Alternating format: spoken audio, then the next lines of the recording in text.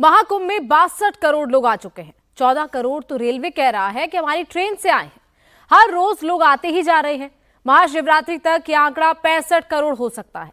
65 करोड़ शुद्ध सनातनी है। सियासत की भाषा में सनातनी वोटर है। यही भीड़ कुछ लोगों को परेशान कर रही है। भड़काने की, उकसाने की कोशिशें की जा रही हैं, लेकिन कोई भड़क नहीं रहा है। महाकुंभ को लेकर होड़ है और हिंदुओं में रिकॉर्ड तोड़ जोश है कि महाकुंभ पर सवाल उठाकर कुछ नेताओं ने गड़बड़ी कर दी है। क्या वो 62 करोड़ सनातनियों का मूड भाप नहीं पाए हैं? 62 करोड़ का जनमत संग्रह क्या कहता है? ये भीड़ रुकती नहीं है, न ये भीड़ थमती है। ये भीड़ थकती भी नहीं है, ये भीड़ बढ़ती ही जाती है। लोग बदलते हैं, लेकिन भीड़ का चेहरा नहीं बदलता।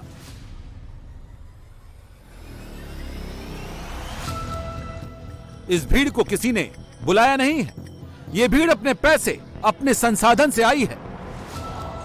बड़ी मुश्किलों को सहकर आई है। ट्रेन बस में लटक कर तमाम कष्ट सहकर आई है। यह भीड़ घंटों जाम में रहकर आई है। यह भीड़ ऐसे ही नहीं आई है, अपने धर्म के लिए आई है, अपने सनातन के लिए आई है, अपनी आस्था में आई है।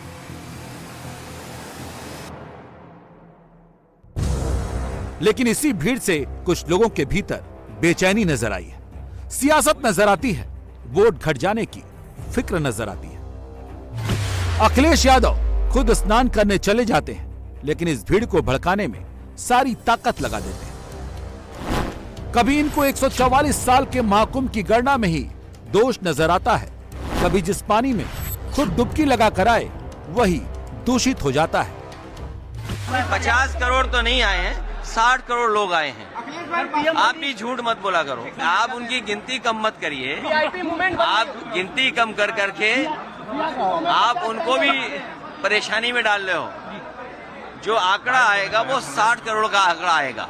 आपने कुंभ में देखा कि अगर इनका इंफ्रास्ट्रक्चर अच्छा होता और जो तैयारी बताई थी कि 100 करोड़ की उन्होंने तैयारी की है, अगर 100 करोड़ की तैयारी होती तो लोगों को यह असुविधा नहीं होती। लोगों की जान गई है, लोग बड़े पैमाने पर परेशान हुए हैं। जाम में न केवल श्रद्धालु लोग और जो लोग आए थे दर्शन के लिए वो परेशान हुए, बल्कि आम जनता भी परेशान हुई है। लोगों की जान गई है। जो सरकार लगातार दावा कर रही है वो अभी तक ये नहीं बता पा रही कि जान कितनों की गई है। राहुल गांधी से जब महाकुंभ के बारे में पूछा जाता है कि आप महाकुंभ में स्नान करने अब तक क्यों नहीं आए, ये सवाल उन्हें एलियन का सवाल लगने लगता है। हर रोज बोलते हैं, लेकिन महाकुंभ के नाम पर हाथ जोड़ लेते हैं।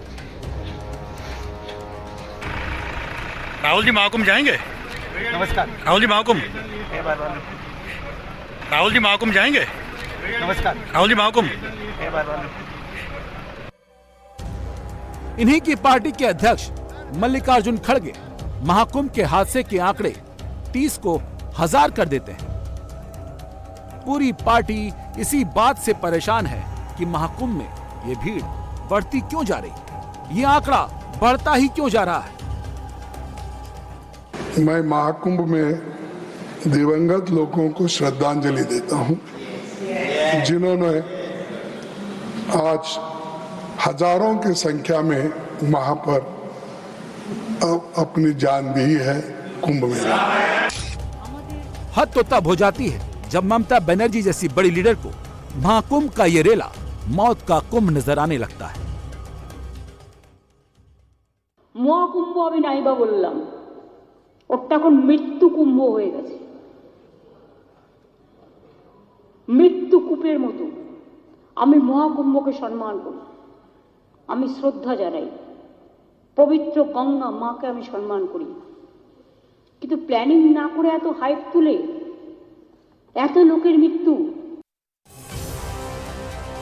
लालू यादव वैसे तो खुद को पक्का सनातनी कहते हैं, लेकिन महाकुंभ की ये भीड़ और ये समारोह उनको फालतू दिखता है।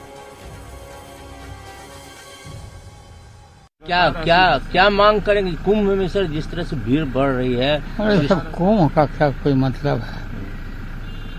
फालतू है कुंभ।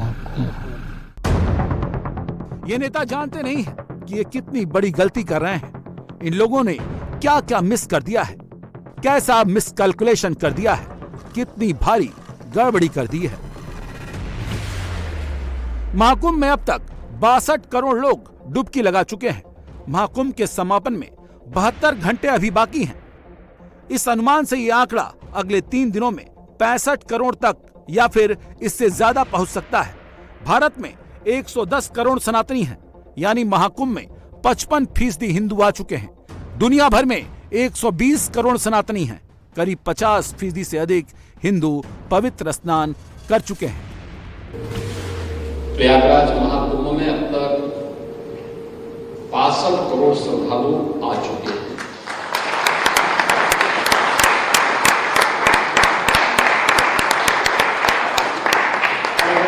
एक इससे आप देखें तो मुझे लगता है कि दुनिया के अंदर किसी भी आयोजन में, आध्यात्मिक हो या किसी भी अन्य टूरिज्म के पर्पज से ही क्यों न हो, उस कार्यक्रम में, उस समारोह में इतनी बड़ी संख्या में एक निश्चित कालखंड के दौरान लोगों का जमा होना और उस आयोजन के प्रति श्रद्धा भाव के साथ एकजुट होना, यह अपने आप में इस सदी की दुर्लभतम घटनाओं में से एक है। और वह भी उत्तर प्रदेश में हमारी सरकार को आयोजित करने का अवसर प्राप्त हो रहा है।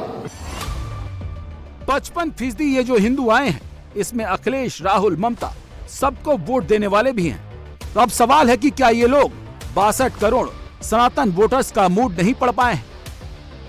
सच तो यह है कि यहाँ जितने लोग आए हैं, इन्हें अगर सनातन वोट का पैमाना माने तो इन सभी की राय महाकुंभ के पक्ष में है। महाकुंभ की इस भीड़ को मोदी और योगी रीड कर रहे हैं। उसे राहुल, अखिलेश, ममता गलत तरीके से रीड कर रहे हैं।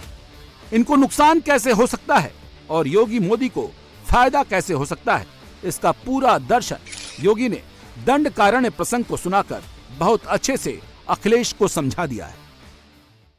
दंड कारण्य केवल एक ऋषि भूमि नहीं है, भारत की आध्यात्मिक और ज्ञान की परंपरा का प्रवाह भी है। और जैसे ही भगवान राम ने वहां प्रवेश किया तो संघर्ष प्रारंभ हो गया। आप मुझे बताइए कि अगर भगवान राम इन 14 वर्षों को चित्रकूट में ही व्यतीत करते हुए वापस आ गए होते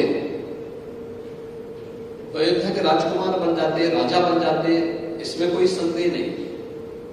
लेकिन लोग पूज्य नहीं बन पाते। लोग पूज्य वे तब बने जब उन्होंने उत्तर से दक्षिण तक भारत की ज्ञान की परंपरा को निर्बाध रूप से आगे बढ़ने का एक अवसर दिया। और ज्ञान के इस प्रवाह को अगर आप देखें तो चारों स्थानों पर जो 4 महाकुंभ होते हैं 12-12 वर्ष के अंतराल में, कॉन्ग्रेस 3 और 4 वर्ष के अंदर एक आयोजन किसी एक स्थल पर आयोजित होता है। ये वास्तव में भारत की चिंतन परंपरा को आगे बढ़ाने के ही आयोजन है। हैरानी इस बात की है कि अखिलेश सनातन वोट की ताकत को समझ नहीं रहे हैं, जिसने मिल्कीपुर के नतीजे से पीडीए को छलावा साबित कर दिया है। 2027 के चुनाव में योगी को शिकस्त देने का दावा तो कर रहे हैं, लेकिन ये होगा कैसे? क्योंकि महाकुंभ का रेला बता रहा है कि सनातन संसार एक छत के नीचे एकजुट हो रहा है। लेकिन अखिलेश को ये अभी भी मजाक लग रहा है। योगी सनातन वोट जोड़ रहे हैं, अखिलेश महाकुंभ में आने वाले आंकड़ों में ही उलझ रहे हैं। दान भी कुछ कर लें, क्योंकि ये कभी कभी तो आता है। और अभी तो शायद 80 करोड़ लोग स्नान कर लिए हैं। मैं चाहता हूं कि कम से कम 100 करोड़ का रिकॉर्ड तो बन जाए। इसलिए मेरा आपके माध्यम से सरकार से अपील है कि महाकुंभ का कार्यक्रम तब तक चलाएं जब तक भारत के 100 करोड़ लोग या देश के 100 करोड़ लोग स्नान न कर लें। महाकुंभ में आना, महाकुंभ में डुबकी लगाना आस्था का सब्जेक्ट है, सियासत का नहीं। जब कोई आस्था पर सवाल खड़े करता है तो उसका असर दिल से लेकर दिमाग तक पड़ता है। अब इसका इंपैक्ट क्या होता है, प्यू रिसर्च के आंकड़ों से समझ सकते हैं।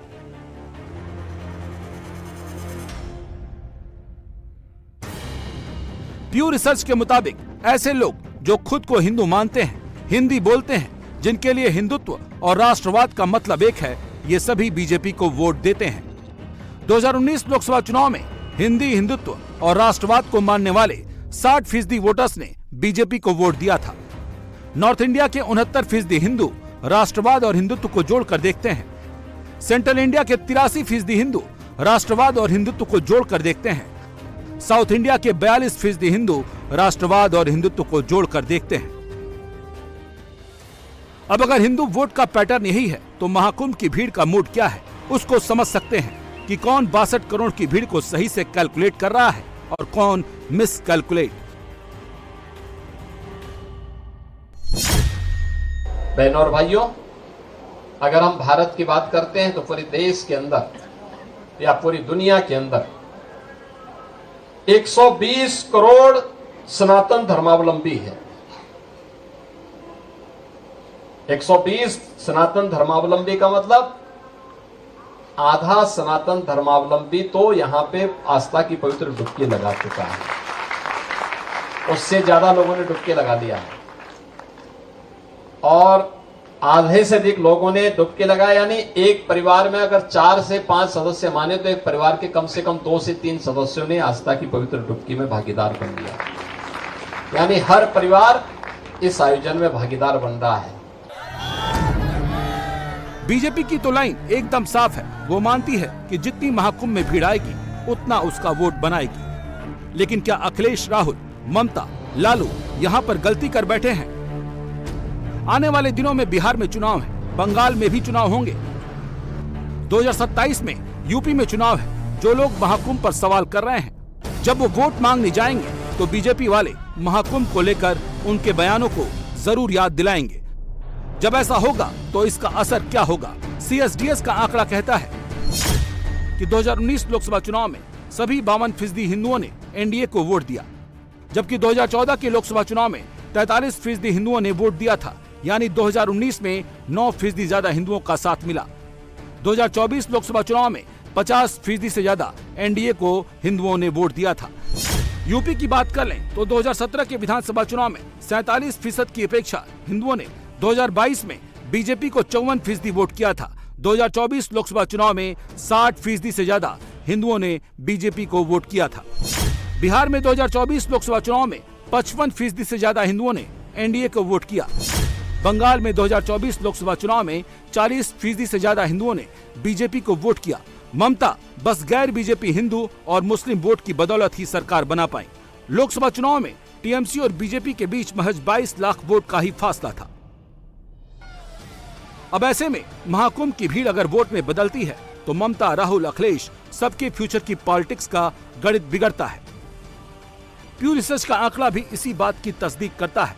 बात अगर अखिलेश की करें तो सबसे ज्यादा दिक्कत उन्हीं को हो सकती है और वो बार बार गलती कर रहे हैं। जिस संगम के पानी को दूषित बताकर वो महाकुंभ की भीड़ को भड़काना चाहते हैं। जब कन्नौज में एक मंदिर में गया था, मैं कन्नौज में मंदिर में गया था, कन्नौज में एक मंदिर में गया था मैं, उस मंदिर को गंगा जल से धोया गया था। जिस मुख्यमंत्री आवास में पूर्व में बहुत सारे मुख्यमंत्री रहे, हटे, किसी ने भी मुख्यमंत्री आवास को गंगा जल से नहीं धुलाया होगा। इस बीजेपी के लोगों ने मेरे जाने के बाद उस मंदिर को धुलवाया था गंगा जल से, मुख्यमंत्री आवास को गंगा जल से धुलवाया था। एक बार मैनपुरी में भी इसी तरीके से धुलवाने का काम किया था।